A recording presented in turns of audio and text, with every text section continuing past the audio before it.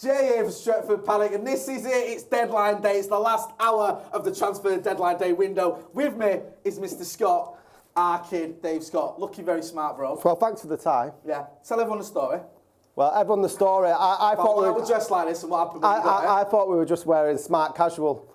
No. We are going to get into the transfers in a minute. We're going to be talking about Marcel Sabitzer and everything else. But I wanted to tell the story, honestly, what you said to me last night. I thought we were sitting down, so I didn't think there's any problem with just wearing the suit at the top part. And I said, right, I'm not going to be wearing the pants. And then I said, I'm going to wear pants. You brushed over the main bit here, where you said to me, let's wear suits tomorrow. Oh, right, We're doing the deadline day bit, yeah? You said that to me, didn't you? Yep. Let's wear suits. And I'm like, really? But come on, it'll be funny. So I went home, like today, because you might see me this morning with my normal just sweatshirt on and that. Got my suit on, got here, and you weren't wearing a suit. No, I was wearing half a suit. And no tie. And then you moaned at me about the tie that I gave you. I mean, what do you think? It's his. But this is what we're doing. We're doing deadline day properly, yeah? Yeah. So we're fully dressed for the occasion, and we're going to be getting into it. We're going to be talking about Marcel Sabitzer. You know a load about him, don't you? I do, yeah. I caught up on the YouTube highlights at about 1 o'clock today, so I'm a thoroughbred of expertise on the Austrian footballer. He's a Pisces, and he has long hair. Well, what more do you want from a footballer? I don't even need to know anything else about both of them in the Man United. Yeah, sound like Raymond Domenech. You remember when he was managing France and he wouldn't play 2 Scorpios in defence? Do you remember? He made the mistake of saying in an interview once, I don't like having 2, I can't remember the star sign, but 2 Virgos, whatever, on the wing. And the report went, what? Was that the South African World Cup? Yeah, when it just imploded. Yeah. It was like, he said this, and then he was managing 2006, where the French players like Zidane and Vieira and everyone went, we're going to take over this team. And then got to the final, obviously, and beaten penalties on it by Italy. And then he went to South Africa, where the team just imploded, didn't it? Do you remember? So we'll get into it. We've got Marcel Sabitzer. There's been a here we go from Romano on that one, but not a confirmed deal done. We are going to be covering other stories as well in terms of other clubs, because there's loads of clubs making moves that kind of affect United. And of course, talking of Manchester United, we know we've got in the final of the Carabao Cup if we can get past Nottingham Forest, even though I think we're already there. Newcastle, no surprises there, brother? Not really. I fully expected them to beat Southampton. It looked like we were going to make a meal of it at the end when they had the red card. I was kind of hoping Southampton might do something. But no, I think Manchester United have got enough, especially now we've got the reinforcement of Sabitzer coming. I think that should be enough to replace Eriksen whilst he's out. So I think how much of a loss do you feel that is? Because you're an Eriksen fan, aren't you? Yeah, I think he was getting worn down. You could sort of see fatigue was set, throughout the last sort of few games. So I'm not completely surprised that he's been injured. But yeah, I think it is a huge loss because he just seems to have such a good rapport with the rest of the players and he's making an impact already against the what everybody else thought in pundit world. Exactly, yes. They've all been left with egg on their faces there. So we'll get into Sabitzer in a minute. The latest sort of breaking news, here we go, is Enzo Fernandez to Chelsea. Romano's just tweeted, here we go, agreement reached right now between Chelsea and Benfica. Sorry, I brushed over that. Yeah, we've got Newcastle in the final, sorry. You mentioned Gimenez got sent off. He doesn't miss the final. How does that work? Conflicting reports. I think TalkSport or someone tweeted he misses the final and then deleted it. Because it's a domestic competition, because the League Cup is a domestic competition, apparently he's suspended for domestic games. So he's got 3 games before the final to see his ban out. Oh, right. It's a bit weird, isn't it? But that's how it is, and those are the rules. And, it would have been a bonus for us, if we're being brutally honest, if they were missing him. But I think we can beat him, like you were saying, even with him in the team. Get involved in the chat in the comments. I will get to the comments in a minute. Just to give you an update there, latest news was Enzo Fernandez to Chelsea. Here we go. Agreement reached right now between Chelsea and Benfica. He's put a little sort of sidebar on it. Important clubs running to get the documents signed before the end of the window. It's finally agreed. So, how much is that worth? There was talk. He's not put a price on it, but I know there was talk of it being the biggest British transfer ever. I think 110 million. I think. How are Chelsea justifying spending all this money? It's like Tom Burley's just gone, sack it. Let's just go turbo and get as many as we can. Even with Sabitzer, at one point this morning, when United were sort of linked, Chelsea were as well. Yeah, apparently. And it was like, I thought, oh God, here we go. But they've been busy getting the Enzo Fernandez deal done, thankfully. So they've been able to sort of keep them busy with that while we've more or less signed Sabitzer. I'll get in some of the comments and then we'll talk about Sabitzer properly. Mark Hatton says, the comments are full of people asking why you've been in court. I wouldn't bother. Do you know what? I nicked to my mum and dad's as well. I mean, I walked through the door, my dad said that. Are you in court today? Thought you turned the corner, son. Yeah, come on, you're letting me down. NVCL1PZ says Ziyech to PSG. Here we go. Is that confirmed? Is that a thingy? Bilal Sultan says, oh my, hello, Jay. Sean Ryland says, why are you dressed as supply teachers? Yeah, someone else says, Leon says, where's the yellow tie? Sorry, I didn't have any yellow ties, so he's had to have a silver one. I've had to have red one. Letting the side down there. Get involved. Darren Belsey says, we look great. Thank you. Cheers, man. We like that. We like that. It's a bit of compliments, bit of positivity. Sabitzer, when you heard that news, when you heard we were linked with him, initial thoughts? I was surprised, really, because it just doesn't. It's gone against United's trend of signing someone when we need them. Because I thought with the Glazers, I thought you've had the jobs where you've sort of handed your notice in for a month the last week, you don't really do anything. So I thought the Glazers would have took the foot off the gas and weren't really going to invest in the squad. And it looks like a really good deal in the fact that we've got a 6-month loan and it gives us time to see if he settles in. Obviously, Eriksen's for, I'm pretty sure Casemiro's for. So if he sort of comes up with the goods, then we've got a good option to sort of buy him in the summer.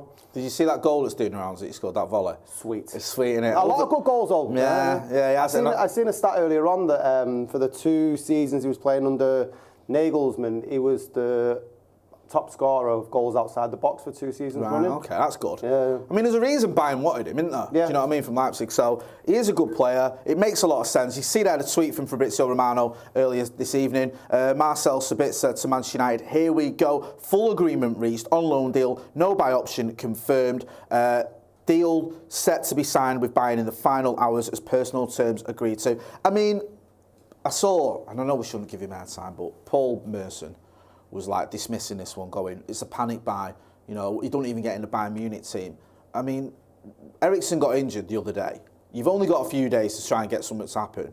You're not going to go and get Kevin De Bruyne, are you, to come in and take over? So you're going to have to get someone that a club's going to be willing to let go. Yeah. And I think if you're looking at someone they're going to be willing to let go, and you haven't got money, like you say, but the Glazers aren't going to go, they weren't going to go to Eric Ten Hag, here's 110 million, go and get yourself. Yeah, we didn't have the option Chelsea had to So if you've not got any money, you need someone who's going to be, you know, a club's going to be willing to let go.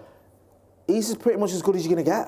Do you know what I mean? Yeah. I can't think of anyone out there where I go, on a free or on a loan deal, we could have got a better option. It kind of makes sense to me, this. And I think Paul Merson is wrong, and probably not for the first time, is that maybe Callum can check the stats. He's actually played 24 times this season for Bayern Munich. Yeah. And also he started praising the Jorginho move to Arsenal. It's a similar thing. I think it's 8 starts, and 7 appearances in the league, in the Bundesliga, plus some more in Europe. So he doesn't start every game, but he features. And he's obviously a player that they're happy to play when they need him. Yeah. You know, and let's face fact, Bayern Munich aren't exactly, you know, it's not Bradford City, is it? No disrespect to Bradford City, but one of the biggest clubs in the world who've got some of the best midfielders and best players, certainly in Germany. So if you're not getting in the Bayern Munich team week in, week out, that doesn't mean you're rubbish. No, Do you know what I mean? No. And also, if you look at Christian Eriksen, as using him as an example, a couple of years ago, he wasn't tearing up trees at Inter. I know they won the league, but he had a bit of a spell, didn't he, where he couldn't get in the Spurs team, Jose didn't fancy him, went to Inter, was in and out of the team there, even before what happened to him in the Euros. So just because you're not necessarily starting regularly for one club doesn't mean you can't do a job at United. I think it's very sort of short-sighted. Yeah, and Ten Hag doesn't come across as a sort of manager who'd sign anyone with a knee-jerk reaction. Oh, Eriksen's been injured, we better jump into the market straight away and who we're going to get. Yeah. But I imagine we've had our eye on him. I think Arsenal were after him in the summer. So obviously I imagine Eric Ten Hag's had a portfolio of players that he's interested in. So he knows a lot about him. And obviously Ten Hag's got links with Bayern Munich from his time there previously. Good point. I forgot about that, you know. Good point, that, yeah. I think that's why. I think that may have helped with the deal going through so quickly. This feels to me, tell me what you think, because we had it under Ollie, didn't we, with Vigallo? Like, he knew the agent and something or other. And the one with Vigallo is, when you looked at it, it was difficult to see how that player made sense because, you know, he'd not been in the Premier League for 3 years, and when he'd been in the Premier League, he'd gone 18 games without scoring in his last 18 games in the Premier League, and you're like, plus now he's 31 or whatever he was. It's like, really? He won us over, He won me over anyway with his personality and the fact he loved being here, and scored that goal against Lask, didn't he, in the Europa. But it didn't look like, you feel, what's going on here? This doesn't feel like it makes sense. This feels like a last-minute deal that does make sense. If you get where I'm coming from with that. I'm not just trying to say this because I love Ten Hag. I think everything he does is perfect, but you kind of get it, don't you? Yeah. I don't know. It just feels okay to me, this one. Yeah, he certainly wouldn't have made the move just for the sake of trying to fill Eriksen's place without having sort of any idea of what player he is. And looking at the stats, I mean, hands up, I wasn't too clued up on what he's done, but everyone's saying he's as good on his left and his right, and he's great at breaking lines at the back. We've seen evidence on social media about the goals he can score from 30 miles out, and we're all there for them sort of Hollywood goals. Only Bruno's really sort of supplying them this season. No, 100%. I'll get in some of the comments in the chat. Z3 Music says, with this being a loan without a sign option, this will open up the conversation of pursuing De Jong in the summer again. I think that's going to be dominating the headlines in the summer. De Jong, I don't think that's done yet. Barcelona, there's always something going down with them in transfers, and I think that we can expect that to be rekindled. And I also think there is something there with De Jong willing to come to United. I just don't think he was willing to walk away from massive pay or massive amount of money. I don't think anybody can blame. Wouldn't it like 20 million or De Jong something? to walk. Nobody would do that. No, they wouldn't. And I don't believe that he was never interested or he's not interested at all coming to United, because him and Ten Hag have some sort of relationship. So you think, even if they're not speaking directly, Erik Ten Hag knows people that he knows and go, look, is this kid going to come here or not? Yeah. And if he's not, then that's done. So he must have had some indication that he's open to a move to United. He's just not going to walk away from this money, which kind of makes sense how United bid for him. He didn't walk away from that money, and you go, okay, then fair enough. I think we'll go again in the summer. I might be wrong. The other side of that, though, is if we did get De Jong, would we have had Casemiro, who's the greatest central defensive midfielder this millennium? Well said. Wayne Finnegan says, great signing in Sabitzer, absolute baller. I have a feeling one more will happen. Receive my Ten Hag mug cheers. P.S. Paul Merson is an absolute weapon. Love all that. Love that. Thanks, Wayne, and thanks for your support. Here's one for you, Scotty. Denez Mary says, Marie, says, do you think we should go for Isco as a backup for Fernandes? Isco, who left Sevilla, I think, didn't he? Forgive me if I'm wrong on that one. There you go. You've got 46 minutes left of the transfer window. He's a free agent. There was talk of us going in for him because he's free. Well, not free, but, he's available. And we need a bit of backup.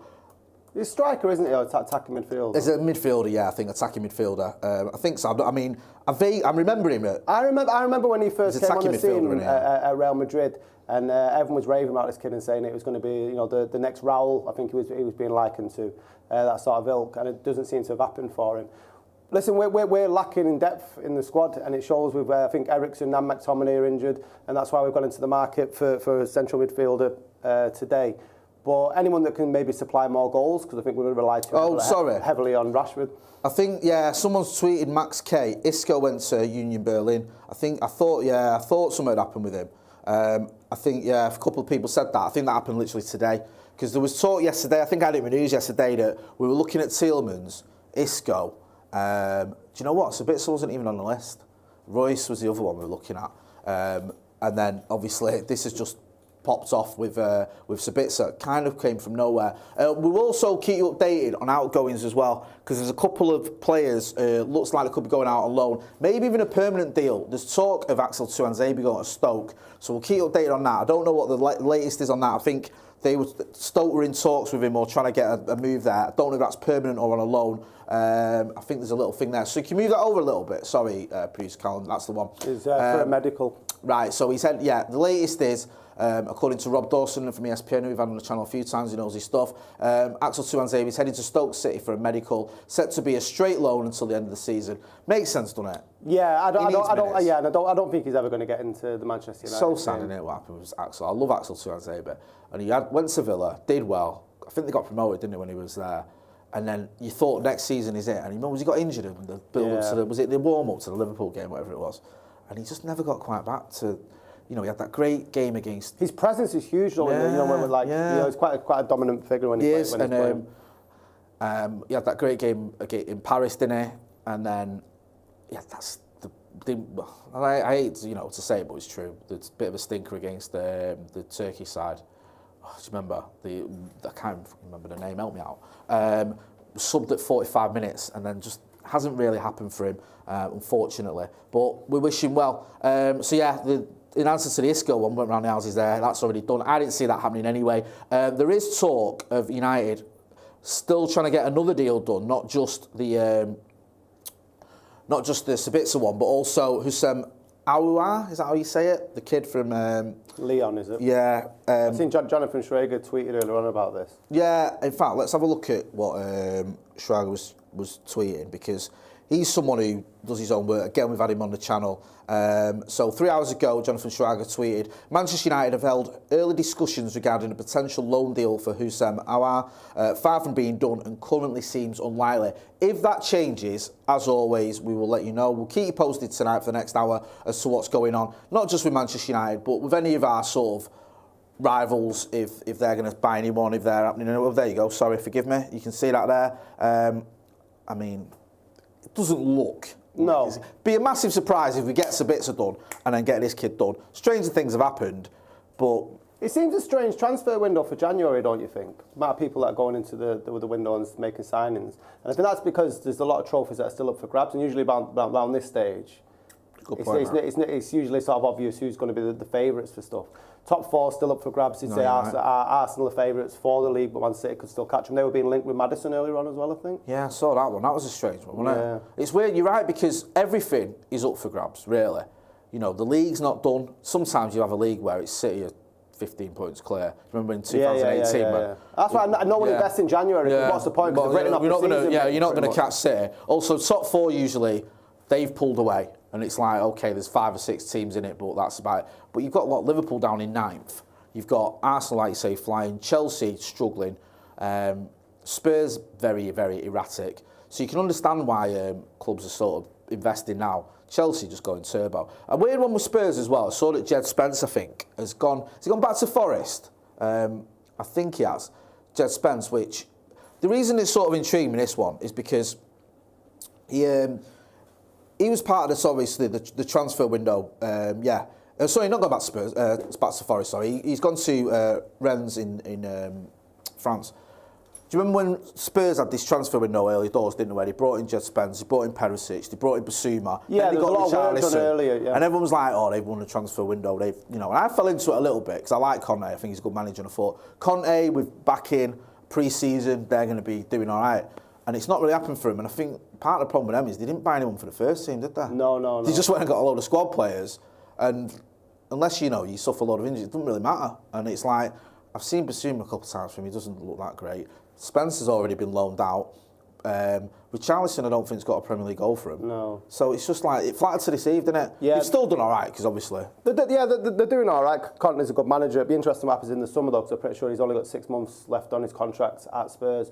And whether they'll end up staying in, whether that'll help Harry Kane and all that people are touting a move to Old Trafford in the summer.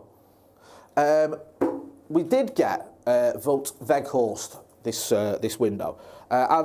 Adam McCullough's not been on last man standing this week because he's away, but there is a last man standing, and they've been chatting about us, our rivals of doing what they do best. Talking about Manchester United, actually, it looks like there's a bit of concern amongst our rival fans, because United are getting their act together. So we've got Flav and all the lads on last man standing with Bet Victor. Here's what they had to say about Wout Weghorst, and it's interesting to see that it looks like rival fans, are actually bothered about United and what we're doing, and they're a bit worried about us, which is a good sign, obviously. Check this out. Signed Weghorst. Paul, should they have done more, or is it about them? I guess Liverpool as well. Is it like you're waiting for you're in transition fundamentally? Certainly in having to strengthen areas. Man United haven't gone big in the window. Is that is that something that you expect? Is it fair to wait till the summer where it's a better time to spend? Yeah. Look, clubs. Well, there's 2 ways of having success, and the only way I can speak to is the way where you give managers time and you have patience. And I know that's a bit boring, but it worked for us anyway, and it worked for Manchester United in the past, and so on and so forth. The other way is obviously you just throw loads of money at it and boot the manager every 6 months, and that works for Chelsea. It's mad how it works for Chelsea. I don't understand how it works for Chelsea, but it seemingly does. But United, they will. I say, for their sake, because hopefully for them, but not hopefully for us, because we all hate Man United, of course, is that they will take their time with this guy and they will give him the resources over a period of time and not throw the baby out with the bathwater if it's not great every few months. I'm not sure their fan base will handle it if they go through a couple of months period where it's a little tricky again. We'll have to see on that. Weghorst is a mad. That has a strong whiff of panic. if we're being brutally honest, I think he's fine. I think he's an absolutely fine footballer, isn't he? But I don't think he's of the level to make them an above and beyond team. He feels like a stopgap kind of solution, which is fine. Which is fine. They needed someone. They very much did. Ronaldo left them, sold them down the river a bit, didn't he? So, they had to go and get someone as a body to fill that space a little bit. But yeah, they're in a bit of a holding pattern. And look, they're doing well. I'd love to sit here and tear a strip off United, but it's actually going quite well for them, isn't it? All told, which is wholly annoying, really annoying, really annoying. I don't feel like I enjoyed the demise enough. I feel like I should have been popping the champagne corks every week. If I could only go back, I was a younger and more foolish man, Flav. So you should have enjoyed it more, mate.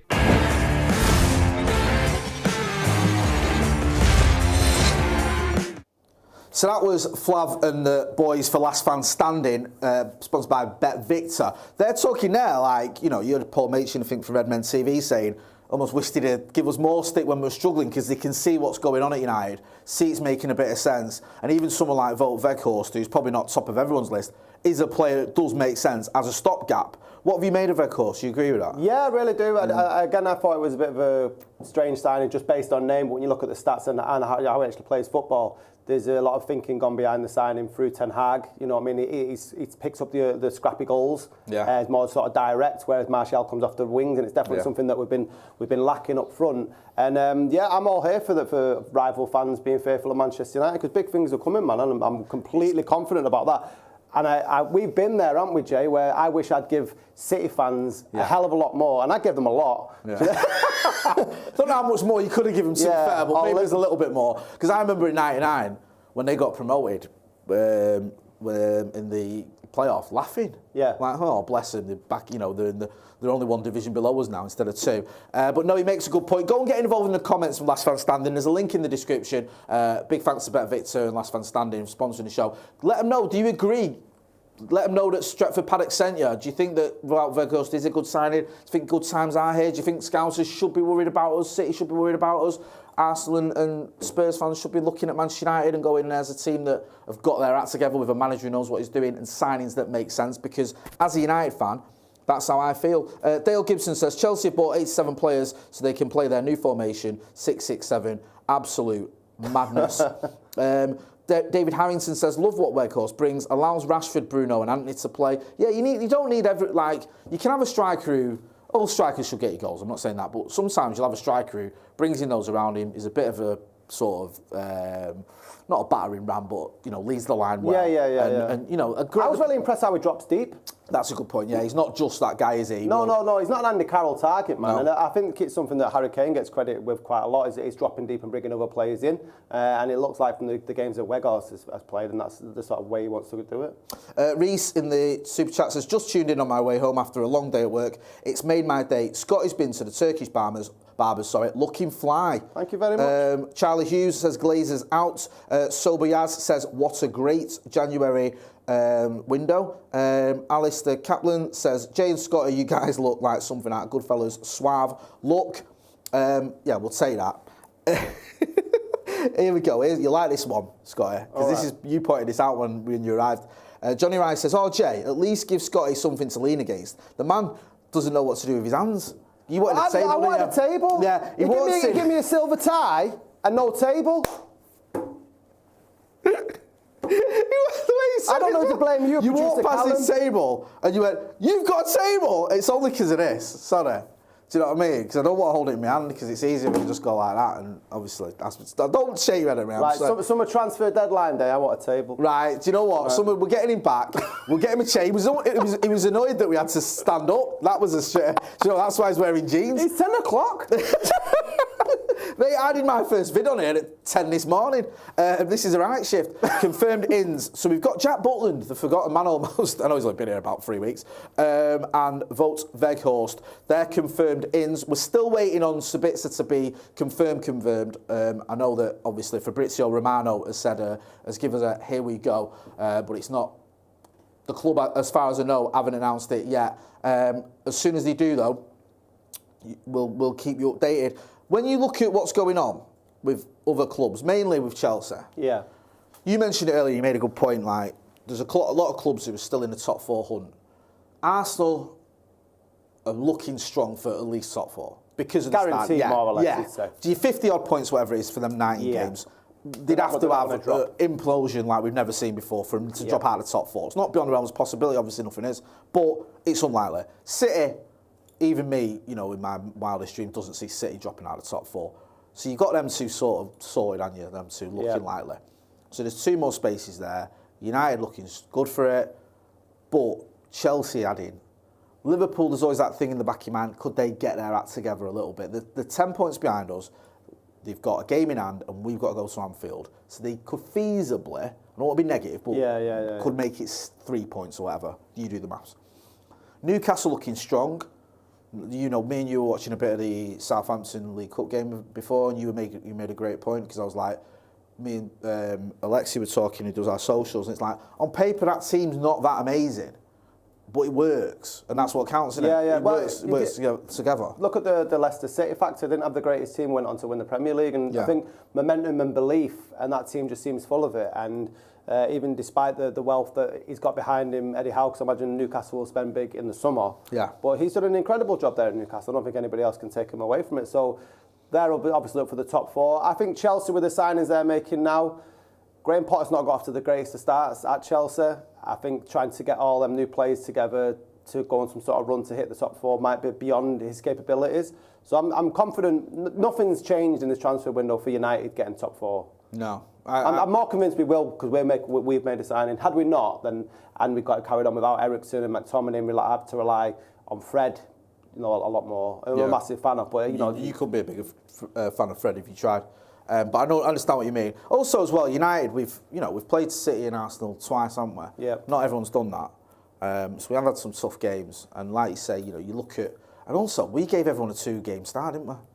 We just we just lost the first 2 games. It looked terrible, especially in that Brentford game. And there you go. You can all have a 2-game start. And since then, other than a blip, we've looked like we've got our act together. The question is, again, me and you were chatting before, we were going through our fixtures with Barca back-to-back. 8 games in 28 days. I mean, that's horrendous, isn't it? And, you've got Barca double-header, you've got the FA Cup game, obviously, you've got the League Cup final, plus a load of league games. I mean, it's going to be tough. I think perversely, the Arsenal defeat, to put it in a good light, was showed like the mentality of the squad, because I think if that had happened under Solskjaer previously, I don't think we would have come back and maybe won the following game. Okay, we seem to take that and like, right, that was a one-off. And we didn't get battered. They were the better team, but we weren't bad in the game. No. Whereas in the past, I think we might have failed away and sort of had a couple of games where we sort of moping around and not put the performance in. We're right back at the races. It's just trying to get him through this next 8 games is going to be difficult in February. It certainly is, bro. Like you say, he's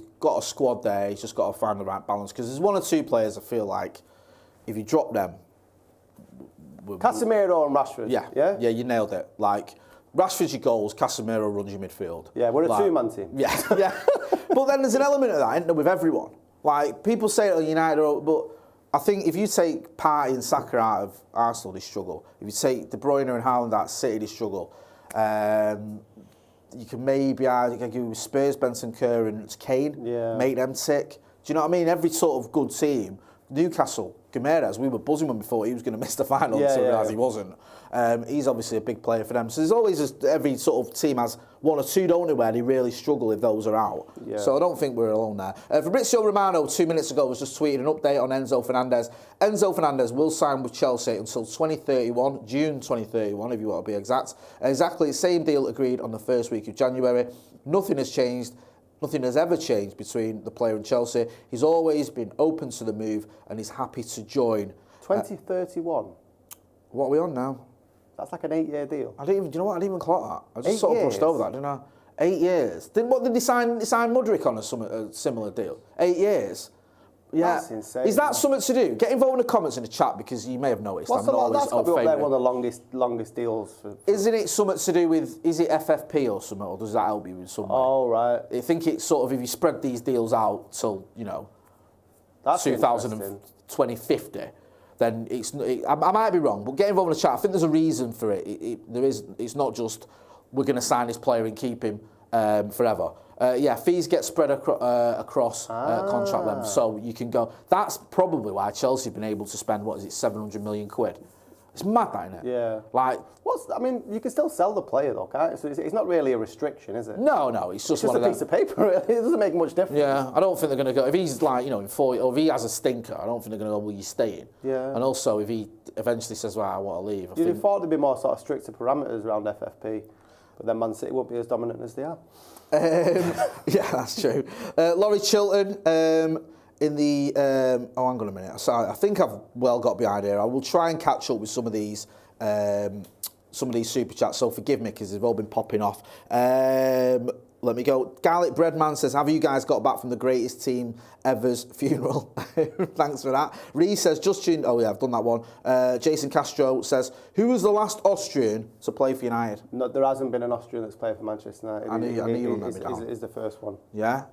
That's interesting, isn't it? What do you reckon Ralph Rangnick's going to say to him when he rocks up for Austrian training?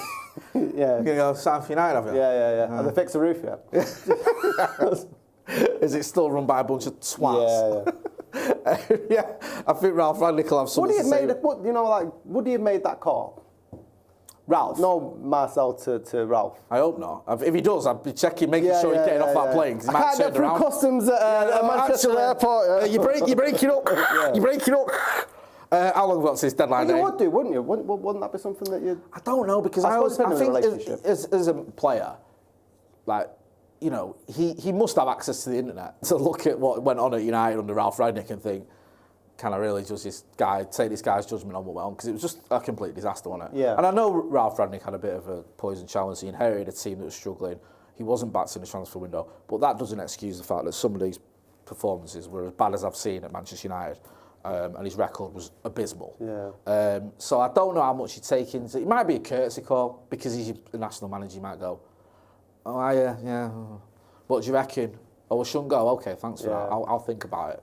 But I doubt it. I think he knows. There's that clip as well when he was at RB Leipzig of him being interviewed before the game at Old Trafford, saying he'd always wanted to play at Old Trafford. Right, okay. Words to that effect, I'm paraphrasing.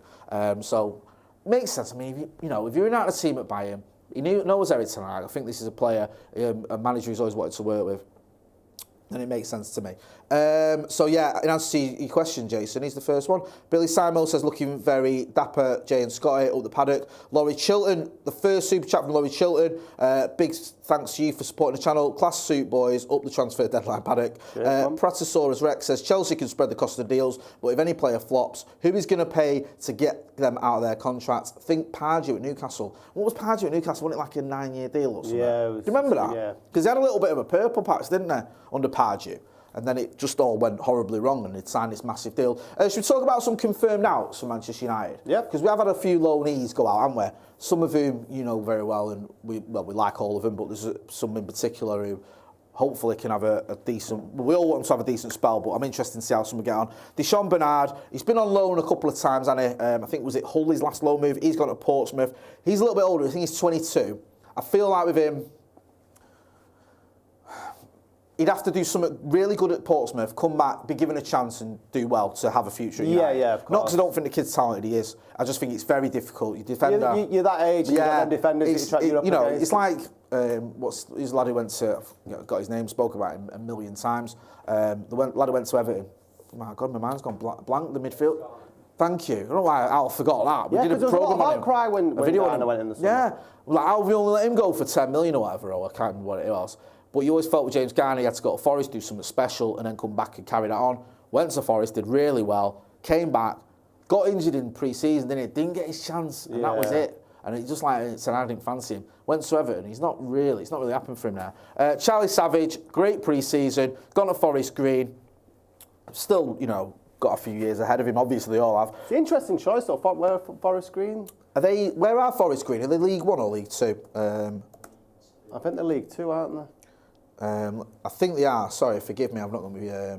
Because do you never think that there's Oh no, the league. Oh, hang on a minute. I'm trying to. Sorry. That is a possibility when you send some of these young players down. The League 1. Sorry. When you send some of these players down to lower league levels, it can debilitate their their talent. I know what you mean, because it's that thing in it. It's like you're used to certain training facilities and strategies and stuff, and then you're going down. And there's with respect to Forest Green, but they're not Premier League clubs.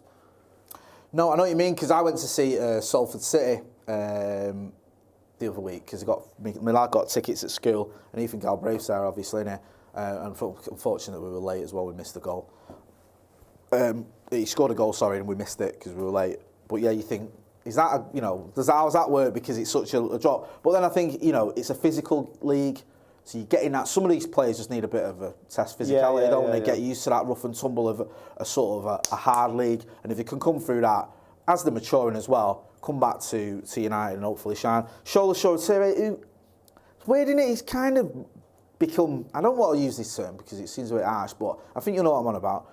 Almost people have forgot about him a little bit. We've had these conversations about attackers and who's available. Yeah, and his name's never top of the list. It's usually like the likes of Iqbal or Sabitzer, or it was Ghana and stuff. Yeah, and it was like Shola a couple of years ago. Barca were linked with him, weren't he? He was a really hot prospect, and then it's just gone a little bit quiet. Moved to Bolton, makes a lot of sense for him. Again, I feel like he's got to do something there, something quite special. Charlie McNeil's got a few more years on these kids. He's only, I think he's about, is he still 18, 19? Scored loads of goals as a youngster. I'm really buzzing for him. He's got his move to Newport. I think he'll do well there. And I think he's probably got a little bit more time than some of his peers. If he can go there, get some minutes, hopefully score some goals as well. And then next season, maybe he gets another low move, or he just features sporadically in the first team because he's not really had a chance. I think he got a game, was it against Sociedad he came on, and he had a couple of games I think in the friendlies. But no, I'm a big fan of Charlie McNeil, and obviously he was a part of that FA Youth Cup winning side. So we'll see what happens with him. But it's weird, isn't it? Because I go Forest Green Rovers. We've got some stats for you. At the bottom of League One, lost 18. Drawn 6 and won 5. There you go. But that's what and again, to go from Manchester United to someone who's at the bottom of League One, like what are the expectations on Charlie Savage? Like what is he's going to learn there? So it is the fear of sending players out, but again, it is the minutes on the pitch to build up their character, and their ability. What did you make of Eric Ten Hag taking an interest in the under-23s and the academy teams? He's got. He's sort of like, he's not managing him. I think he said like he's sort of overseeing him where he'll say to the manager, "Don't pick him," or "Do pick him because I won't have a look at him this week." Do you know what I mean? So he's very hands-on. Makes sense. Yeah, it certainly does. I mean, and Ferguson was like that, and Ferguson knew players' names from all the sort of different year groups, isn't it? So any manager worth the salt should know the players that are going to be coming through to the next level. So I think I got there. Someone was saying there that Charlie McNeil is older than Shola. Forgive me, Charlie McNeil is 19. I thought Shola was 20, so he's actually he's 18. Yeah. Sorry about that, yeah. So Charlie McNeil's actually, he's only 18. I thought he was older than that, because that shows you where he was at. Because he's been sort of doing rounds in terms of people lording over him for the last couple of years. So 18 got a Bolton. He's got plenty of, we've all got like time, but especially the two young attackers there, you'd fancy him to sort of, even if it doesn't work out, they've still got scope to progress. It's not like the end of the world. I just hope it does. Sometimes as well, I said this morning with a loanee, you need a few moves. Like, you need to, it's not just you go on loan and you come back and play for United. Look at Jesse. He went on loan, was it Birmingham? And he got, like, the first time he went on loan. He went Brighton and Hove Albion, then he went on a few loan moves. Beckham, Preston. Preston, yeah. Sometimes it takes more than that. Yeah, I didn't realise Shola was only 18. That's mad, that. And the other thing about the loans is the young players that hasn't gone out, because a lot of people have been crying for Zidane Iqbal to get more minutes for Manchester United. And I think with him not going out on loan, it could be a positive thing for him and for Manchester United to see more minutes. It's been strange, hasn't it? That Kobe Mainoo's over sort of leapfrogged him in terms of first team chances. When you looked at pre-season and you saw what Zidane did, and Charlie as well, to be fair, both smashed it. Great lads as well. We spoke to both of them in pre-season. Both got the sort of feet on the ground, come across really well. Obviously, you can see the talent's there, but the attitude's right as well. And you think there's a possibility that it can, have a bright future, maybe get some minutes this season. Hasn't really happened for him, but no one's shutting any doors, are they? Yeah, the thing at the minute is that I was saying earlier on, every cup's is a possibility. So there's a lot of risk every single game. There's either 3 points or getting through to the next rounds, riding on it. Yeah. So rolling the dice to bleed in young players to help their career isn't the priority, as it shouldn't be at this moment in time. Absolutely. Sean Ralph, who's been a member of the Academy for 24 months, says, Jay stepping up in the suit to present Salford Sports News. Thank you, brother, yes. Axila says, you got a day in court, lads. Couldn't have chosen a better pair of lads to present tonight. Max K, thanks for that, Axila. Max K says, final day, 2 new signings, Sabitzer and Sancho. Sancho, yeah, hopefully we'll see Jadon Sancho soon. Talking about this to Joe the other day on a preview for the Forest game. And if he's ready, he's ready. Doesn't matter who the opposition is. If he's ready, he's ready, and if he's not, he's not. You can't say, well, it's Forest, he's ready now. Yeah. Do you know what I mean? So I hope to see Sancho soon, but however long it takes a lad, I just want him to get to the place where he's ready to play for Manchester United. Hanlon 86, who's been a member of the first team for a month, says, love you lads, up the Paddock, up the Scotty and Motti, UTFR, and as always, Glazers out. SK says, any news on Kamada or any other incoming deals? Glad Sabitzer is done. As it stands, it looks like Sabitzer is the main one, or certainly the only one who you can say looks likely to happen. Anything else, it's doubtful. It's proper doubtful. What would you want? I'd give you a checkbook now, 17 minutes, to buy anyone for a position for Manchester United now. Where would it be? It's a good question, that. Obviously, Go on. You've got, Scotty says, right, here you go. Here's a blank check, and you can bring anyone in. 17 minutes. Well, what position are you going for? Yeah, what position? I mean, be realistic, not get Mbappe, but like, where do Manchester United need strengthening? SK says, one more midfielder for me. Mujahid Hussein says, a striker for sure. Tabani says Mbappe, yeah. Sam Potter, right back. SK, centre midfielder. Aya Gamers, 17, striker. Joel Eaton just says Benjamin Sesko. Johnny Rice says midfield. Just having a look here. A lot of people saying a striker. It's just going turbo. A couple of people saying... people just naming players now. Camavinga, Ivan Toney, Harry Kane, all those sort of players. I feel for me, I wouldn't mind another striker. Yeah. Because we've got Weghorst, we've got Martial. You can play Marcus down the middle. But I just still feel like, because of Martial's injuries, it feels like you've almost at most weeks only got Weghorst as your out-and-out striker, because Rashford more or less plays off the left, doesn't he? Yeah. So you haven't got that many options. And if Weghorst's having a bad game and Rashford had a bad game, where are our goals coming from? That's it, because remember the other week when it was the bench, and you looked on the bench, and it was like, and I don't want to sound harsh on these kids, because he's a good lad or not, but it was like Elanga was our only other attacker, I think. And maybe, no, sorry, there was Elanga and Garnacho, so there's options there, but there's not an out-and-out striker there. Garnacho's not a striker, is he? He's a good player. Elanga's not a striker, and I actually like Elanga. I think he gets a lot of stick. It's a bit unfair. But there's no one there where you go, right, here's an out-and-out striker, go and replace Weghorst or come on and lead the line. We don't really have that. So, yeah, I'd like to see it happen. Don't think it's going to be... We've got James Ducker, a tweet there. Can you move it over a little bit? Sorry. Ten Hag hits out a Reading striker Andy Carroll over his challenge on Ericsson that forced emergency loan move for Marcel Sabitzer. This is a tackle and the 2 tackles after it that don't belong on the football pitch. Can I get all conspiracy theory here? Can I put it out there? Please do. I'm not saying this is true because we haven't got any lawyers, despite the fact we both look like we've just come from court. Andy Carroll loses his head if he does lose his head. Flies in 2-footed onto Christian Eriksen. Flies in 2-footed onto Casemiro. Flies in 2-footed onto someone else. I think, was it Bruno, sorry. Flies in, comes in the back of Bruno. So that's your entire midfield. He's gone for. Yeah. And he's gone for him. This isn't like a bit of an argy-bargy challenge. This is like 2-footed, off the ground, just gone for it. He's a, Newcastle bred lad. Yeah, and used to play for Liverpool. So he's got no love lost for Manchester United. He's got no love. And also he might be, Newcastle were looking good for that final against United. Maybe he thought he'd give him a helping hand. Yeah. I'm not saying that is what he did, because that's a horrible accusation. I'm just saying it could have happened. He could have thought, right, well, this game's lost. I'm going to nail as many of these players as I can and, get back at him for maybe, he has got that thing where he's played for the ball, or even I'm going to help Newcastle out. I don't know. It wouldn't be beyond the realms of possibility to me. Let me know what you think. Am I getting carried away? I've watched too many conspiracy documentaries on ITV, on Channel 5.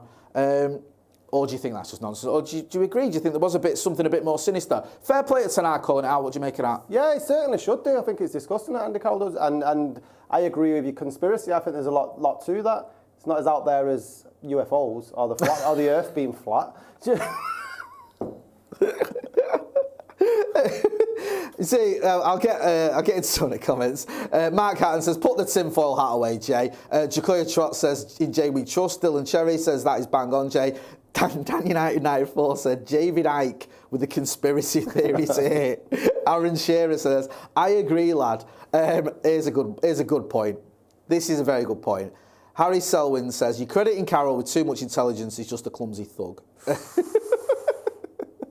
Ross Murphy says, Jay, not just a man in a suit, he has knowledge. Listen, I don't want to labour the point I tweeted about earlier. I just feel for Ericsson, and I'm annoyed because that challenge that he made on Ericsson was bang out of order. Ericsson's going to miss a cup final now. This is a player... It's out till April, isn't it? Yeah, and I'm not saying, right, listen, I know what Ericsson's been through. I'm not saying you can't tackle at Christian Eriksen because of what happened at the Euros. Yes, of course you can. But when you're just, what he was like, just fouling people and fouling someone like that, obviously you've injured him there and it's pretty much deliberate. Yeah, it doesn't seem like it was accidental. It was thuggish and it was embarrassing, really. A was lot like Andy Carroll's football career. Wow, I like that. Also, if you do like me and Scotty, which, you know, you might not like us, you might stomach us. Speak for yourself. Wow. I'm trying to find a link here. Hang on a minute. Go and check out Scotty and Motti YouTube channel. We do our show on a Monday night. Yeah, I'll put a link in the chat. Sorry. And that. We're not using, is Callum? Are you on it, producer Callum? Yeah, Callum's put a link in the chat because I was struggling there. Sorry. So yeah, come and check us out. We'll be live on Monday. Yeah, we're doing it on Monday. So we appreciate all your support. Favourite January transfer window signing? I'm going Vidic. I love the way you said that was one sentence and you picked the best one straight away. Well, there's another one that joined him that winter, yeah. Because we've not been great. Was Fernandez a January transfer? Yeah, he was. Yeah, it was. I think it was 3 years ago the other day. He's probably the best. He's certainly the best January one post-Fergie, you know. Not Sanchez. Sanchez probably the worst. Would you say? I think Sanchez is our worst ever signing. Not as a player in terms of ability, in terms of expectation and what he delivered. I disagree. Go on. I think Paul Pogba's worse. Now, mate, never mind putting a tinfoil on. Put on your metal hat there. Because of all the circus that went around him and the expectation, and he was coming back to Manchester United, and a lot of people bought into this belief that he was going to be the phoenix that helped us rise from the flames, and I just thought it was an absolute shower of shit. Sanchez, Sanchez had less expectations on Sanchez as you did for Paul Pogba. You see, I kind of get where you're coming from a bit, but I think Sanchez, because he was nailed on the goal at City, because we were second, even though we were distant second, and you're getting a player, because he tore us apart when he was at Arsenal, and he was so good there, and it kind of I honestly thought, and it might be me getting deluded, but I wasn't alone. I'm not having that I was alone, because I remember a lot of people saying similar things. He was it to take us to the title the next season. Van Persie. Yeah, I thought this kid comes in with everything we've got a decent team that's on its way to finishing second. We've got a player at City we're chasing for ages. He's been absolutely mint in the Premier League, basically ended Matteo Darmian's career, didn't he, in the Premier League? Remember that game in the Emirates? Mind you, Louis van Gaal playing him out of position didn't help. This could be it. And he was man of the match against Yeovil. Yeah. And I'm struggling for anything else. Played a cracking tune on the piano. Also, Miss Man United's in the chat. She says we look all right, which is nice. Thanks for that. Thanks for the tie. Yeah. I'm glad we're in our suits now and not changed mine, because if you'd have seen me not in a suit...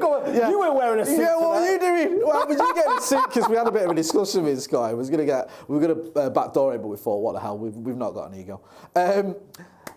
So you're not Pog back then? Because there was people saying this morning. Oh, that was weird. Did you see that one? No, I actually put the opposite. Well, if you can opposite tweet, Pogba might be playing in Serie B next season. Well, yeah, because he's got the 15-point reduction. And another 15-point reduction looks like they're coming for Juventus. Yeah, so there was a little bit of a campaign to say, not a campaign, I'm giving it too much credit. People on Twitter saying, bring Paul Pogba back. Imagine Paul Pogba, under Erik Ten Hag and playing alongside Casemiro and all this stuff.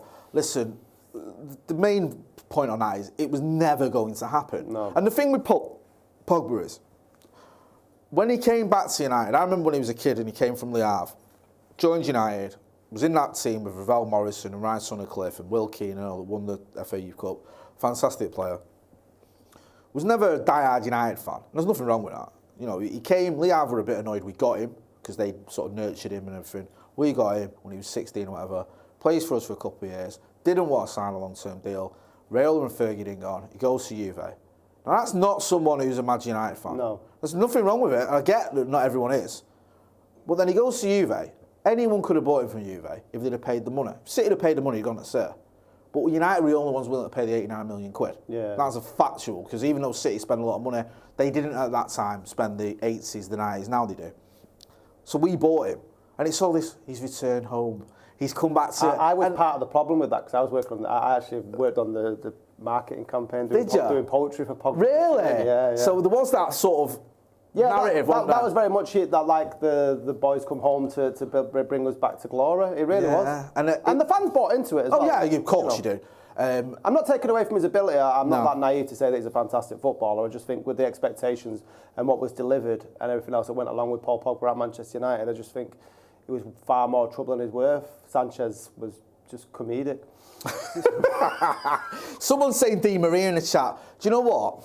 Di Maria, it felt a bit like... That Leicester goal, though. Yeah. And everyone hates Di Maria, and I'm not a big fan of him.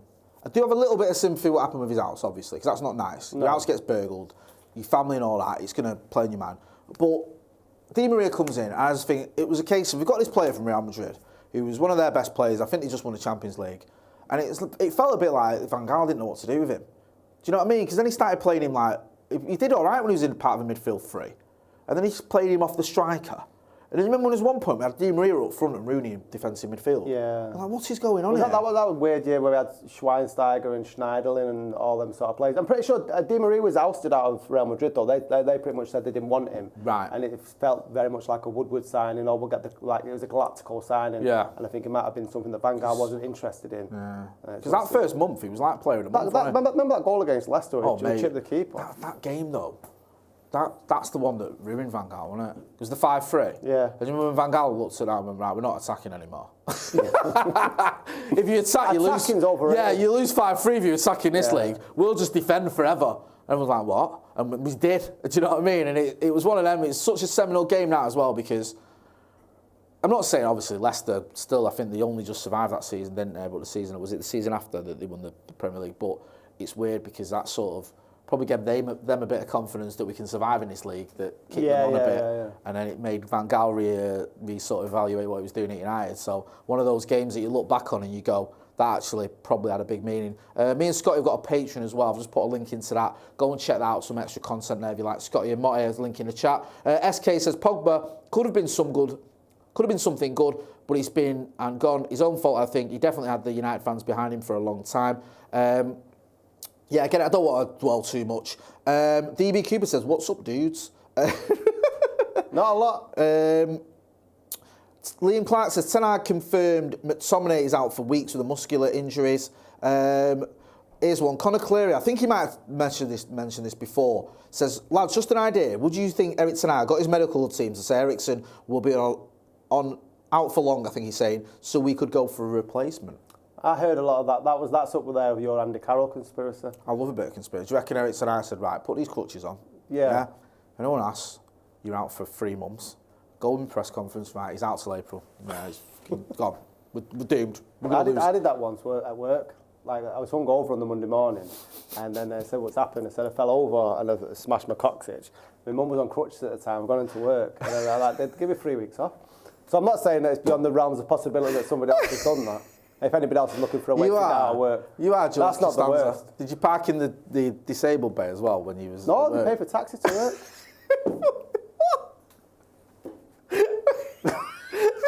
You fell over me, you drunk. Man, that's class. Sorry, I'm trying to keep up with these chats. David Rhino says, can't wait to see how Sabitzer fits into the team.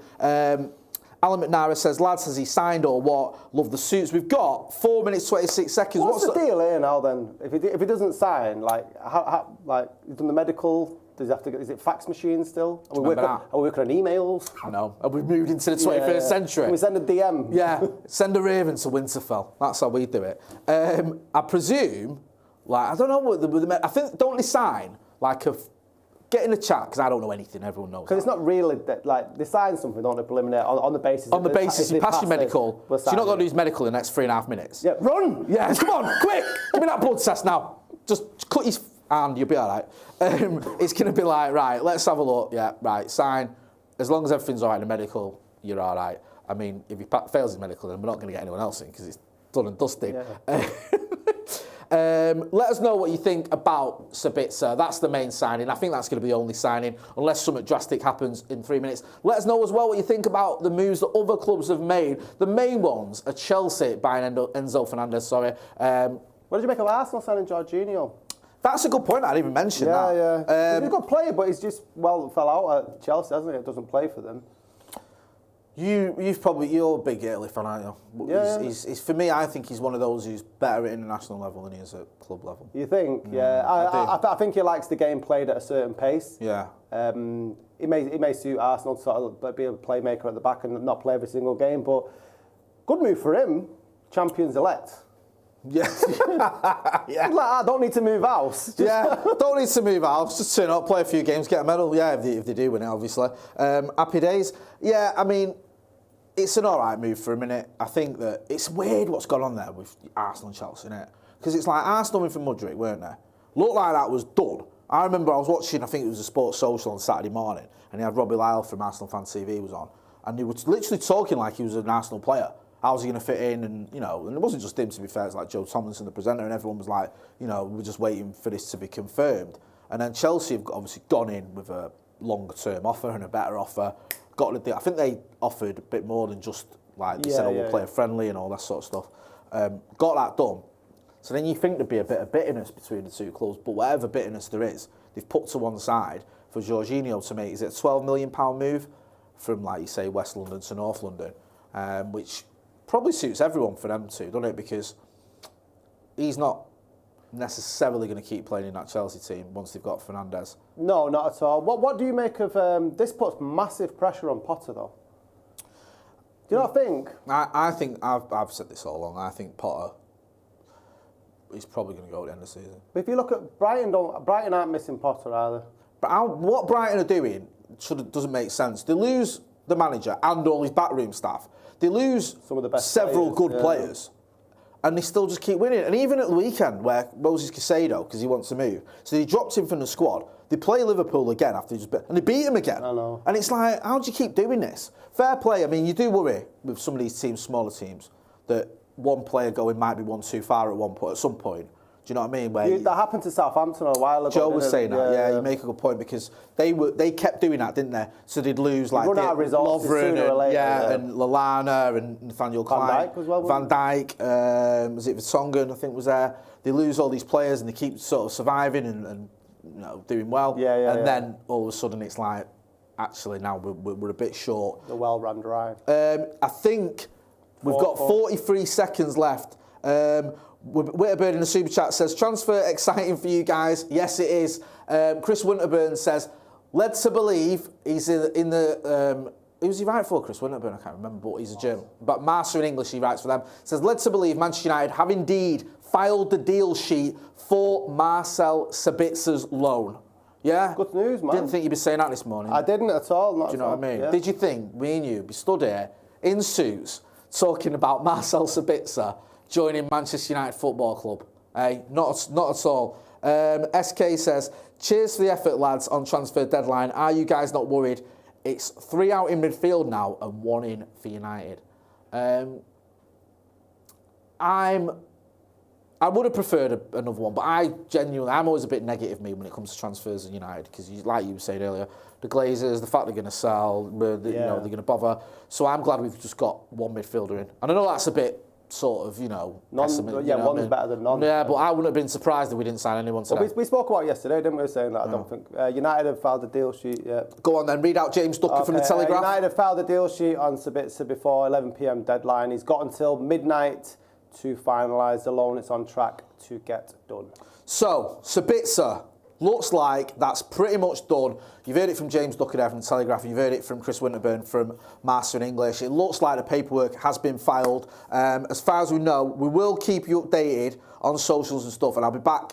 In fact, it's not me tomorrow. It's the game tomorrow. So I think it'll be Joe in the afternoon who's going to be back giving you a bit of an update. Obviously, we'll have you covered on socials as well. We'll let you know all these deals that are finalised. So there might be some more low moves that you go, right, they managed to get that one over the line. I know there was a couple of players that we thought, Andy Elanga for one, might be going out on loan. We'll double check and see what is going on with that and keep you posted. But as far as we know, right now, Marcel Sabitzer, the paperwork's been filed. As long as everything goes according to plan in terms of medicals and everything, he will be a Manchester United player pretty much in the next 24 hours. And that is a good signing, good solid signing. Yeah, that one, Scotty? Yeah, definitely having it. It's well beyond anything I expected this time yesterday.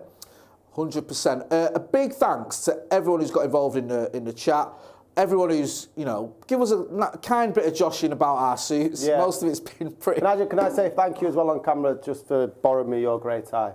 I like that. You was moaning at me about that. I just think because I've got navy and then grey, I don't know. You know, I thought a light tie with a dark shirt and jacket works. Well, I mean, I'm no fashionista. Do you know what I mean? I've got funeral well, suits. at least you didn't go, I came out, look, trainers. I'm like boys to men. Can you see that? Hey, right to sing, now we've come to the end of the road. Hey, which is quite apt. What's this? People putting all sorts of stuff in the chat. I love it when people do that. Klopp sacks and all that. And you think, really?